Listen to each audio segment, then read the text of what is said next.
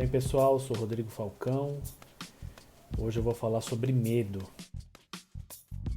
Basicamente, existem dois tipos de medo quando a gente pensa em modalidades esportivas. O medo que paralisa e o medo que nos motiva. O medo é uma emoção primária, presente em todos os seres humanos, em todos os animais. É algo da nossa natureza, da nossa biologia.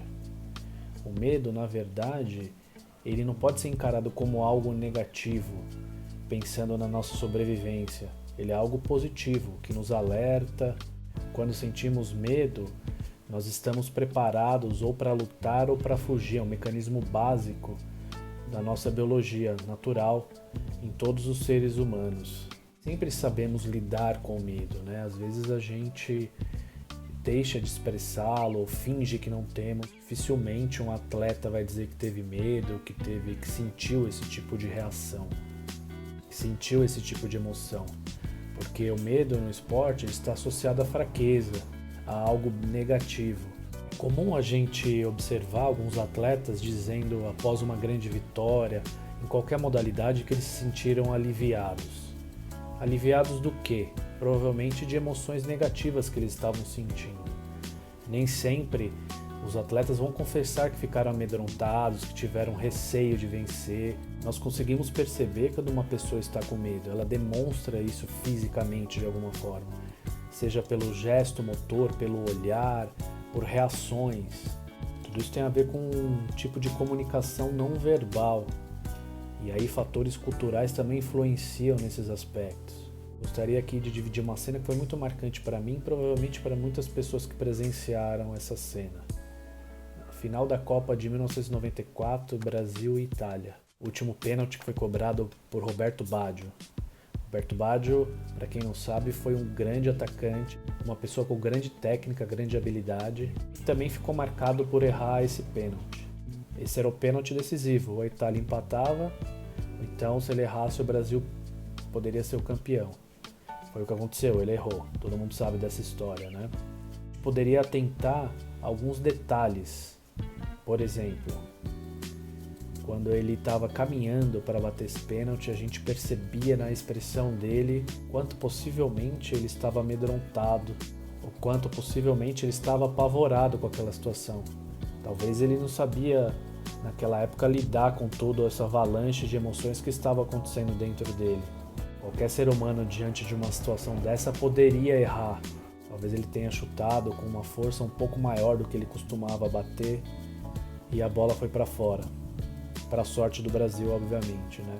4 anos depois, esse mesmo jogador foi bater o pênalti, não numa final, obviamente, mas também numa fase de grupos, na Copa de 98, Itália e Chile. Provavelmente, imagina o que passou na cabeça dele.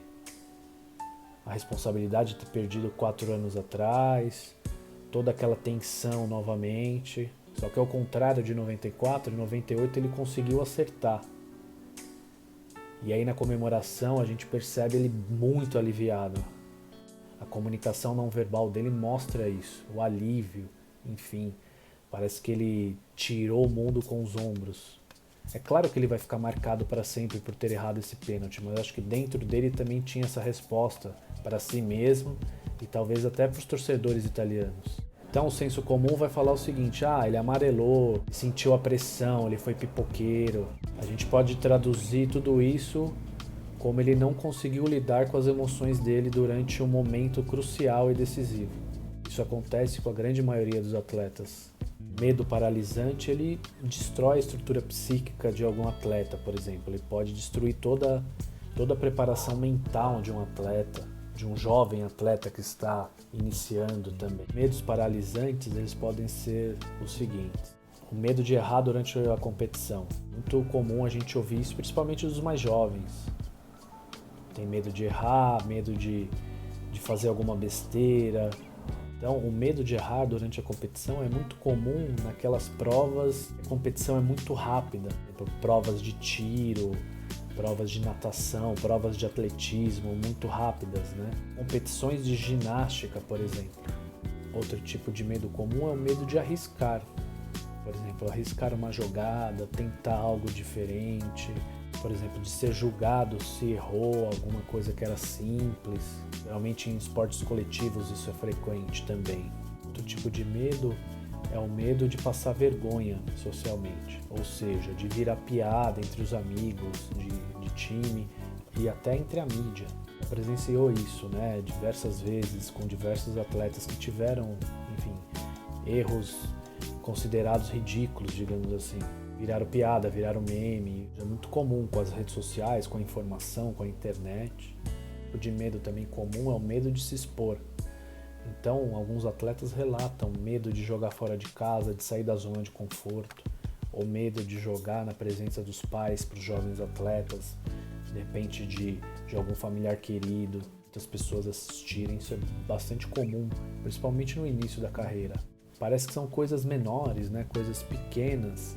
Na verdade, isso pode ter uma repercussão muito importante no rendimento esportivo, na preparação emocional e principalmente durante as competições. Nesses pequenos detalhes, digamos assim, a gente percebe a importância da preparação emocional, da preparação psicológica para qualquer atleta.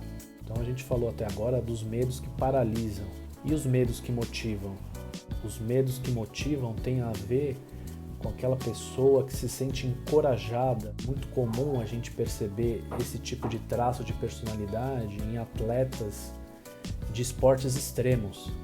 Os ultramaratonistas, surfistas de onda gigante, wing walking, que são aqueles atletas que se jogam de penhascos, que têm um paraquedas parecido com asas, que planam, né, na verdade. Base jump, enfim, esportes que a gente considera extremos, né? Em que a gente percebe que o limite entre a coragem e a loucura é muito tênue. Para o leigo, eles estão ali arriscando a vida, né? Mas na verdade, eles estão enfrentando os próprios medos. Poucas pessoas sabem que esses atletas são extremamente disciplinados. Eles possuem um alto grau de autocontrole e autoconfiança. Eles são extremamente detalhistas com logística, com segurança de equipamentos, por exemplo. O que leva essas pessoas a praticarem esses tipos de esporte é a vontade de superar grandes desafios que poucas pessoas conseguiriam. Ao contrário do que se possa imaginar, são pessoas que têm um equilíbrio emocional muito grande. Tem uma capacidade muito grande de não se deixar dominar pelas emoções. Ou seja, eles sentem o medo, ao invés de recuarem, vão para cima. Portanto, anos de treinamento, horas intensivas, fazem com que eles sintam mais coragem de enfrentar esse medo. E como lidar com esse medo que paralisa? Não tem outro jeito, é se expondo a ele. A única maneira de vencê-lo é se expondo a esse medo. A coragem é um sentimento que todo atleta deve ter. E aí a psicologia tem um papel muito importante nisso. Atletas que se conhecem melhor podem ter mais coragem. Atletas que conseguem equilibrar suas emoções podem desenvolver mais coragem. Existem técnicas de respiração, técnicas de visualização que fazem com que os atletas consigam melhorar esse desempenho. Técnicas psicológicas podem ajudar a equilibrar as funções fisiológicas, por exemplo. Respiração, meditação. Desenvolver habilidades psicológicas é necessário treino, assim como treinar a parte física e a parte técnica, por exemplo. Quanto mais o atleta for autoconfiante, melhor ele consegue lidar com medo, com ansiedade, com todas essas coisas. Para um atleta se tornar autoconfiante, a primeira dica é arriscando, não tem outra saída.